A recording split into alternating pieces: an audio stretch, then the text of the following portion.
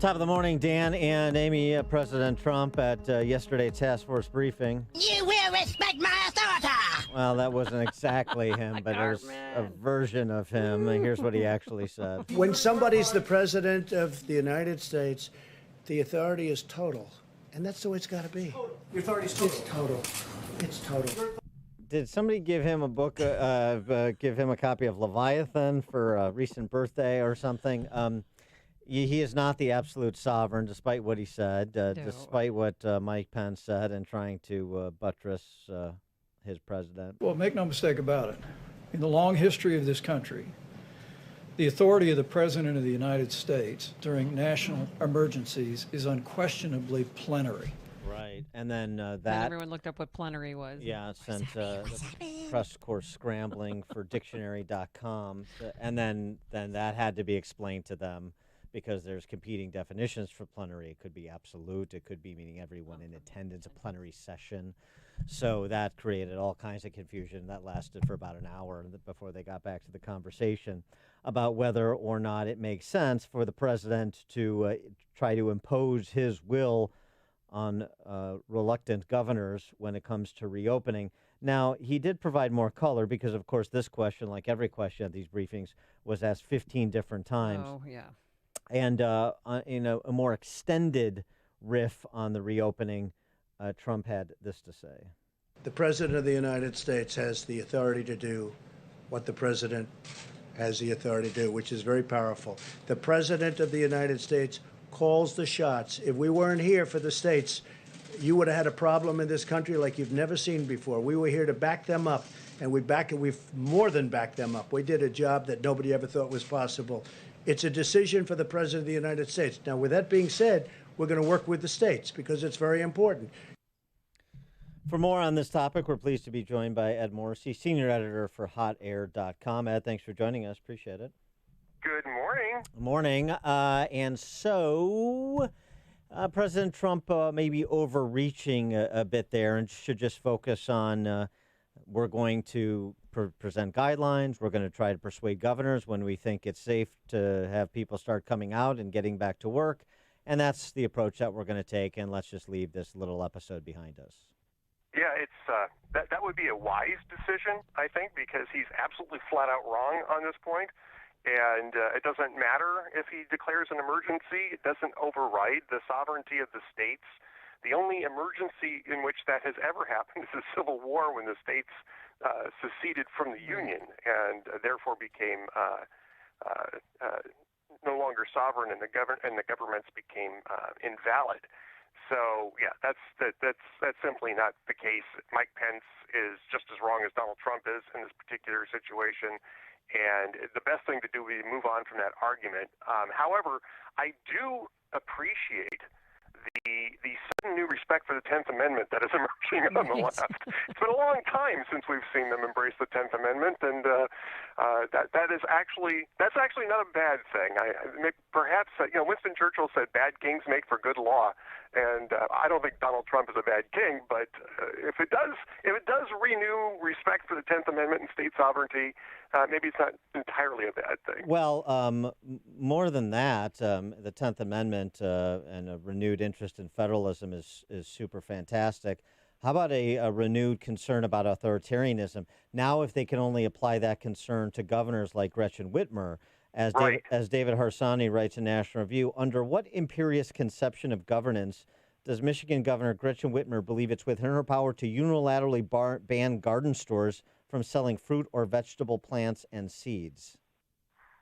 Yeah, I mean, it's a bizarre decision by Whitmer. I don't understand that at all. Clearly governors do have the authority to regulate marketplaces within their states, especially in an emergency. But the people of Michigan are going to have to hold her accountable for the choices that she makes during an emergency too, and that's a strange decision. I don't understand it at all. In fact, I'd be encouraging people to go out and buy seeds for home gardens, truck gardens, that sort of thing, in order to relieve some pressure off of the grocery stores and the produce markets. This is not the time to tell people don't garden. Well, and her next step is locking people indoors. I mean, she doesn't even want people to go talk to their neighbors. She doesn't want people to go to their vacation homes. I mean, she's really, I think, talk about abuse of power. I think she's there. I mean, I know their states had 1,500 deaths, but I don't know if this is the way to do it. No, it's definitely not the way to do it. And part of this is what you need people to buy into this. And this was something that was warned about at the very beginning of this cycle, is that governors were trying to weigh whether or not you mandate these things or whether or not you make big asks for these things. Because what you want to do is you want to get your people in a cooperative, sort of, patriotic mood to do this sort of thing as part of a personal sacrifice. And some states have been good at blending that, right? I think, Minnesota's actually not been too bad at that. It's where I live, and the governor here, who's a Democrat, Tim Walz, has actually kind of did a sort of a Hamlet act for a couple of weeks as to whether or not to even order a stay-at-home thing. When he did, it was more or less a sort of be wise about what you're going to do.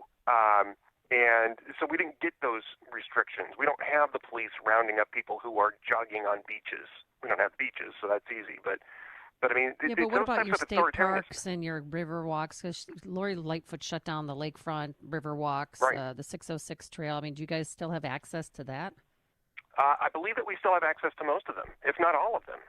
And I see people walking around the neighborhood every single day.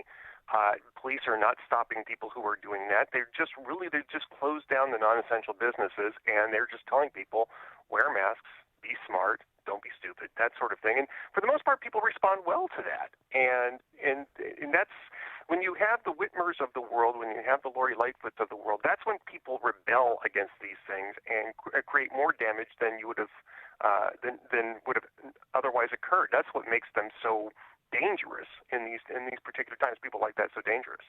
Well, it's interesting too. It's a difficult thing to quantify, but you wonder how much impact the pronouncements of politicians had in terms of people taking responsible actions as compared to, say, what they actually saw reported in terms of what was happening in northern Italy or what was happening in other areas where they had a significant outbreak, what's been happening in New York City. How much is people observing and getting an understanding of what has been happening in places where it has been bad inform their behavior as opposed to being scolded by their local politician?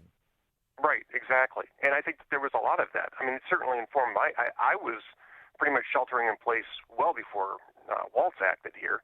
My wife is high risk. She's a transplant patient, so I can't afford to bring things into the house, right?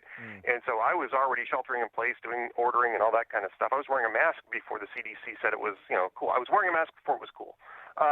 So those are the types of things that normal, rational adults are going to do when they see that type of evidence. And I think that for the most part, what governors and mayors should be doing is just simply encouraging people to use their common sense and to act as a community, not to become martinets that are going to micromanage every single decision that we make in this pandemic, because eventually people are going to rebel against that, and it's going to do more damage. I'm curious, how many cases do you have? How many deaths or recoveries do you have in Minnesota?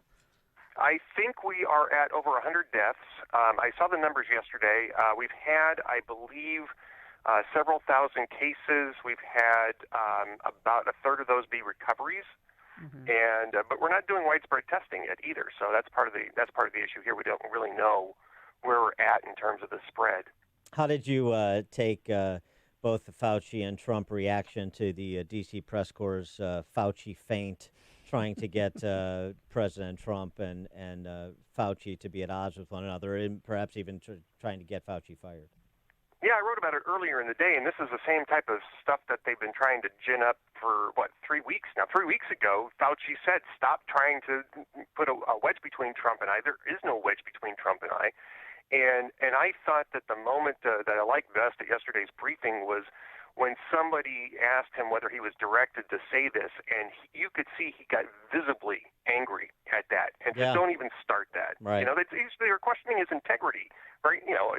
On national television, and he was angry about it. And so, the fire Fauci thing it's a fringe thing that, the retweet thing just kind of fueled it. But there's no way that Trump is going to fire Fauci. Fauci is doing a fine job, and he's one of the people that is helping boost the trust of the Trump administration's response to this. It would be foolish in every single way to fire Fauci at this point. It'll be fascinating to do the post-mortem on the response to this, since the response is what's unprecedented. And here again, these models, we talked a little bit about earlier in the show, the IHME model now predicting 0 deaths in July and August from COVID-19. Now they're going the opposite. That's a Zero complete deaths. opposite. It was 100 to 240,000. Then it was 80. Then it was 60. Now it's 0 by June and August with all sorts of assumptions. I mean July and August with all sorts of assumptions and the flawless execution of those assumptions. And now we have a new paper by a couple of academics that was published in a Johns Hopkins Journal for Stats and Engineering. Here's what they did, because it's so difficult to get it's so difficult to handle the true infection rate. 2,600 American clinicians report the share of patients who have an influenza-like illness, but on a weekly basis, and they looked at these numbers along with the number that were undefined, unknown strain of influenza, and they find that from March 8th to March 28th, the number of cases exceeded a historical baseline by 23 million. 200 times the number of positive COVID-19 tests in that period. What they essentially conclude is that 7 million Americans were infected from March 8th to the 14th, and the data and it takes 20 to 25 days to kill the victim. So 7,000 deaths 3 weeks later, suggesting back of the envelope the real fatality rate is about 0.1%, which is similar to the flu. They anticipate about 28 million Americans are infected and asymptomatic, with a fatality rate of 0.1%. Now, again, you look at the methodology here and the assumptions, and ask all sorts of questions, but it just speaks to the reliance on modeling that with very incomplete information, where Right. it's just the top line numbers that are being reported and they're driving decisions. And it could very well be the fact that we find out that Fauci and so many others were wrong. There is such a thing as an overreaction, and we overreacted. Well, it's certainly a possibility. I don't think anybody's ever discounted the idea that there's a possibility that we're overreacting. I think with the No, they have discounted it. When you say if you say I'm overreacting, I say good. That is tantamount to saying there's no such thing as an overreaction. Well, I think what it's saying is that the risk that the damage from overreaction is much higher, is much lower than the damage from underreaction. And that's a calculation. That's a calculation that you make in practically everything we do, especially when you're dealing with unknowns. Donald Rumsfeld talked about known unknowns and unknown unknowns. What we're dealing with right now is a lot of unknown unknowns. We're getting more data on it now, but some of the data that's coming out of Europe isn't anywhere nearly as encouraging as the paper that you just cited. Again, part of the problem is that we don't really know what the denominator is. We don't know how many people are infected because we just simply don't have the testing in place to know how many people are infected. The only country I think that actually has a pretty good baseline for that is South Korea, and South Korea's number suggests a fatality rate of higher than 0.1%.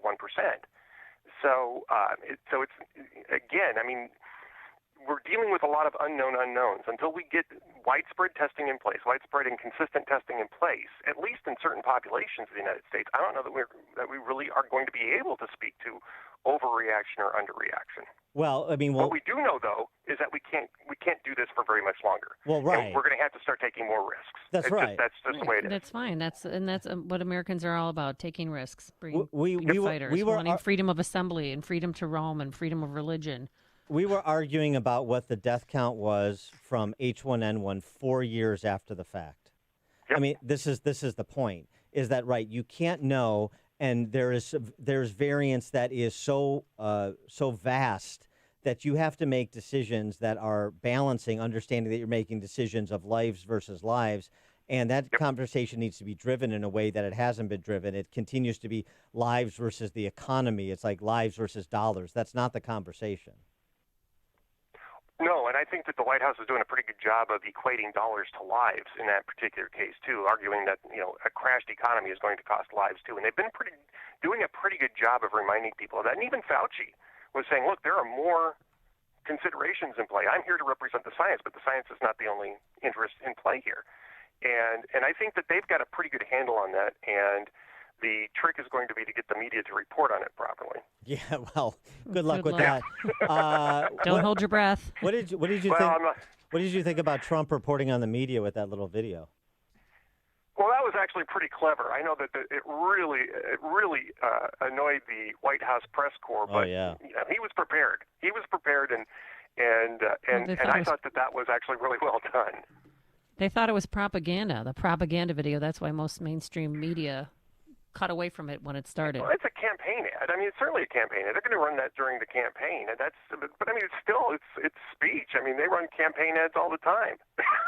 Dim the lights. Their own campaigns. Yeah, the press corps just didn't like the competition with respect to that. That's the issue. Basically. Ed Morrissey, senior editor, hotair.com. Ed, thanks for joining us. Appreciate it. Thank you so much for having me, as always, man. Take care. Thank you. Stay safe. And he joined us on our turnkey.pro answer line. Listen to podcasts of Dan and Amy from the AM 560 mobile app. Download it today at 560theanswer.com/mobile. A beautiful and healthy landscape is always good for the spirit and to help brighten your days. But now, potentially more so than ever, your home is your refuge. And now is the time to make it everything you want it to be. The teams at AM Woodland Outdoor Design and Lots Custom Carpentry are working and taking every precaution for the safety of employees and customers. If you're stuck at home and thinking about projects, they'd love to meet in person, maintaining the recommended distance, or electronically to discuss ideas. Video chat apps have made it easy for consultations without any direct contact. In these unprecedented times, you can count on the AM Woodland and Lots Custom Carpentry teams to be there for you.